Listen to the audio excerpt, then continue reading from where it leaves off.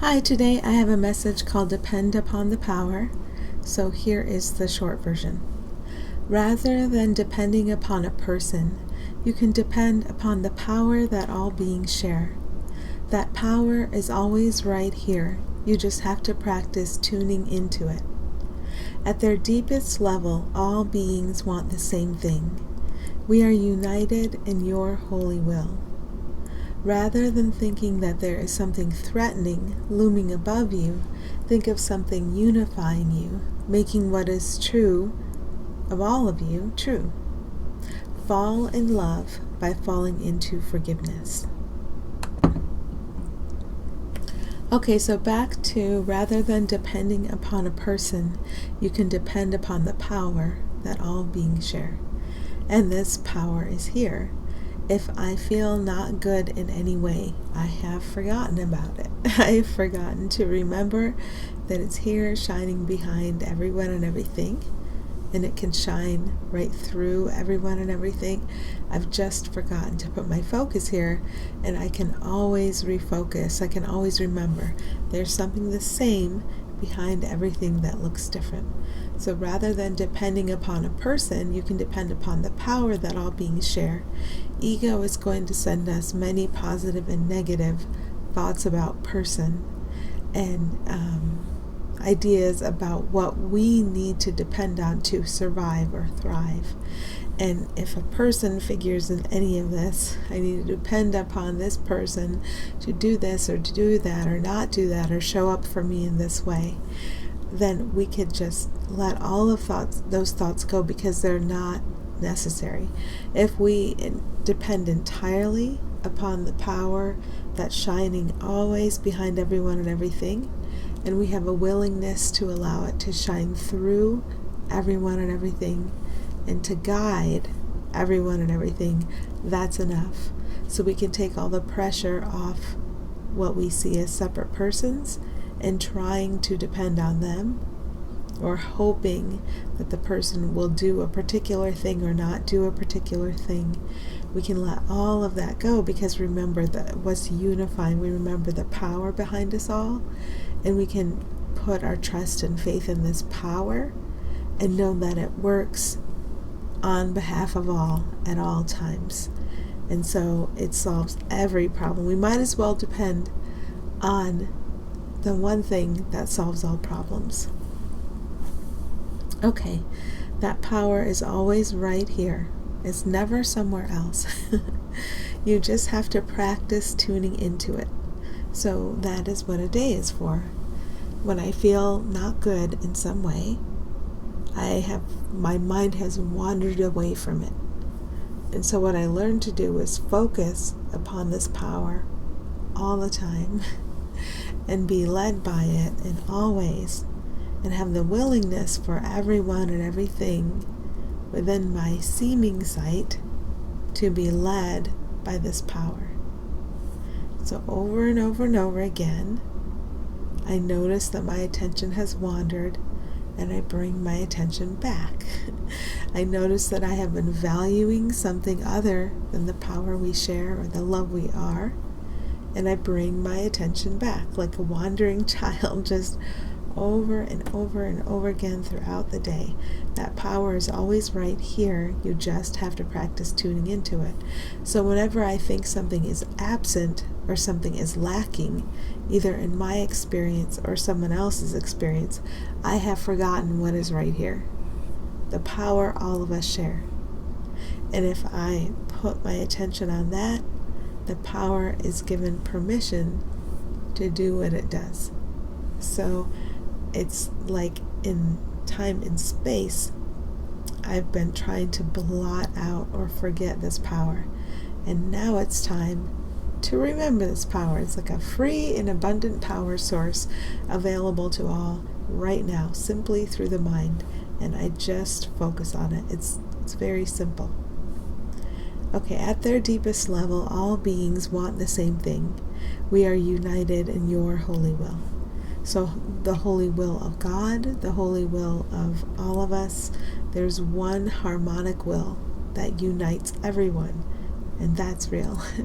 And all the cacophony or disorder that we may see on the surface is the unreal that I made the perception of it to blot out this very real power and this very real harmonic will that we all share.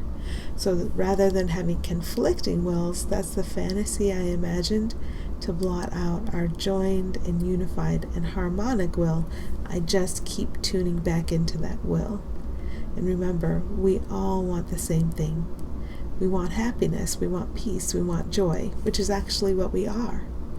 So if we stop to remember that, we can see we already have what we are, but for some reason we're denying it by making this time-space fantasy and attempting to blot out or forget the love, peace, joy that all of us are together forever. So at their deepest level, all beings want the same thing. We are united in your holy will. If I perceive or experience a disunity of any sort, a disturbance of any sort, I used thought to make that experience. And it's a very distracting experience, but I always have the power of mind. And with the power of mind, the one mind we all share, the real mind that's fully hooked up to God or to goodness or to peace or however you want to see it, I always have the power of the mind we share. And I can tune into that power, and I can acknowledge that even if it seems we have conflicting wills on the surface I made out of thought, we really only share one will for perfect happiness for all of us forever. When I put my attention there, then the dream takes whatever form it does. I don't specify the exact form the dream should take. I put my attention on that which transforms the dream, but I'm not specific about the form the dream should take. Okay. Rather than thinking that there is something threatening, I think I'm supposed to say something. Okay, here's why I don't specify the form the dream should take. Because the ego will decide this is a good form, so I'm going to keep this in my dream, and that is a bad form, so I'm going to exclude it from my dream. So if I seem to decide as a separate one what I like and don't like, what I want here and what I want to avoid, then I'm still locked in listening to ego, listening to what it wants and what it doesn't want. And there's a deeper listening, so that's my invitation to tune into this deeper listening. Okay. Rather than thinking that there is something threatening looming above you, think of or anyone else, think of something unifying you, making what is true of all of you true. So if I watch my thoughts through the day, I'm watching how I'm feeling.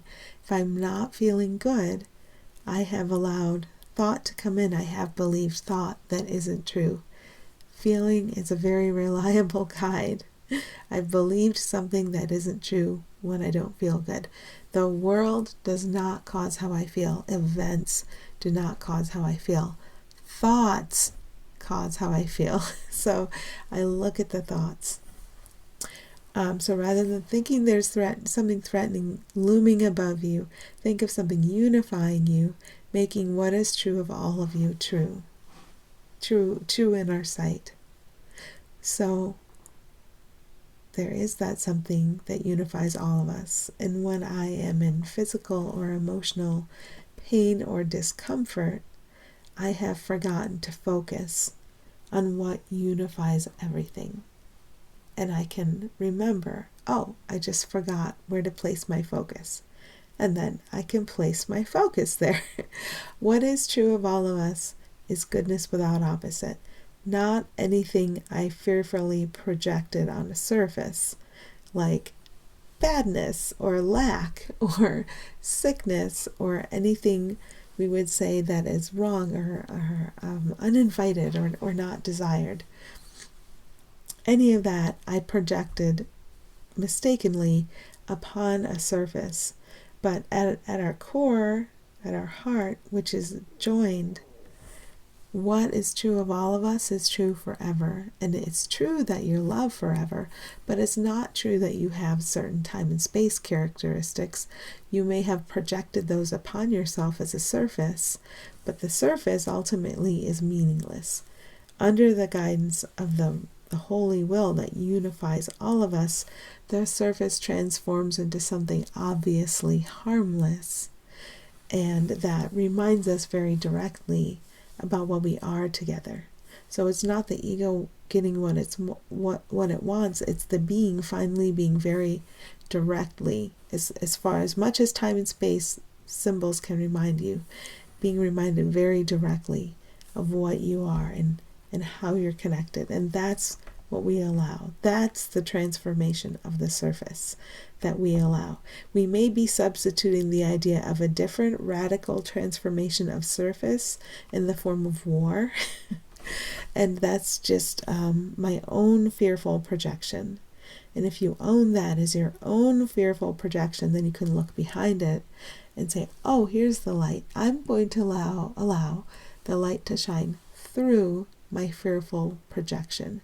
I'm going to focus on what's real about all of us, and I'm not going to make any exceptions, and I'm not going to pretend I have any particular enemies, either in the form of things, such as bombs, or people, such as world leaders, or people who would oppose an opinion that your ego seems to have. None of that. There's something that unifies us all, and we can very, very simply focus on it. It's always simple. Fall in love by falling into forgiveness.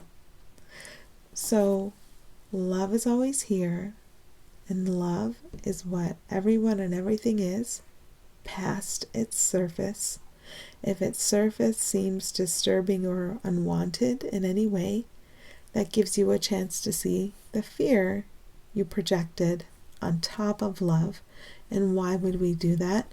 To forget the singular thing, the joined thing, love, and to have instead what we wanted was all of these separate things in conflict with each other. So we look through it, and forgiveness is this looking through. We remember, oh, I made a mistake, and my mistake in desiring to see something not harmonious led to this perception of conflict upon conflict upon conflict, birthing conflict and more conflict. And I can look past all the conflict I wanted, and I wanted it to cover up love, to the love we are together, to the light we are together. And that's how we fall in love.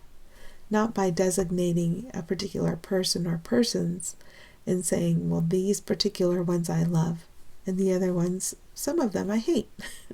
That's not true. It's a pretending. We've been pretending. And it's not a person we love. It's not the surface. It's not like you go to a masked ball and you fall in love with someone's mask and you ignore the being behind it.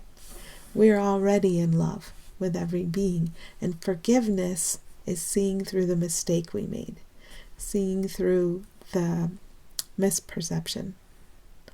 Fall in love by falling into forgiveness. That's what a day is for. So when I have turned away from the love that everyone is, that joins everyone and everything, I can always fall back into forgiveness, into my willingness to see through any surface to what is actually always here and what can shine through the surface. And then I can see that all our minds are joined, that everything is joined, and all of our safety is in that unity. Okay, I think that's everything for today. Thank you for listening, and happy healing.